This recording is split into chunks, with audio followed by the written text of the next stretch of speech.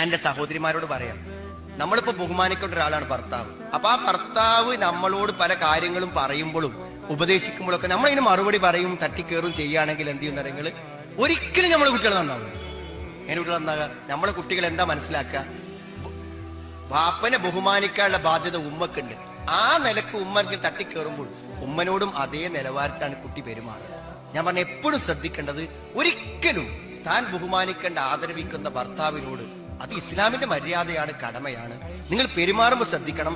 നമ്മുടെ മക്കൾ അനുസരണമില്ലാതെ നമ്മളോട് തട്ടിക്കയറാൻ കാരണം ബഹുമാനത്തിന്റെ പാഠം അവർക്ക് പകർന്നു നൽകേണ്ടത് നാം ഭർത്താവിനോട് ബഹുമാനം കാണിച്ചും സ്നേഹം കാണിച്ചും ആദരവ് കാണിച്ചിട്ടുമാണ്. ഞാൻ ഭർത്താക്കന്മാരുടെ പക്ഷം ചേർന്ന് പറയല്ല. അവര് കുറച്ച് മോശമായിട്ട് നമ്മളോട് പെരുമാറിയാലും അത് കുട്ടികളെ ബാധിച്ചോളുന്നില്ല. ഒരു പക്ഷെ അത് അവരെ ഭാര്യമാരോട് പെരുമാറുമ്പോൾ ബാധിക്കുന്നല്ലാതെ. എന്നാൽ ഉമ്മമാർ ഭർത്താക്കന്മാരോട് പെരുമാറുന്ന പെരുമാറ്റം ഒരു പരിധി വരെ കുട്ടികളുടെ സ്വഭാവത്തെ വല്ലാതെ സ്വാധീനിക്കും.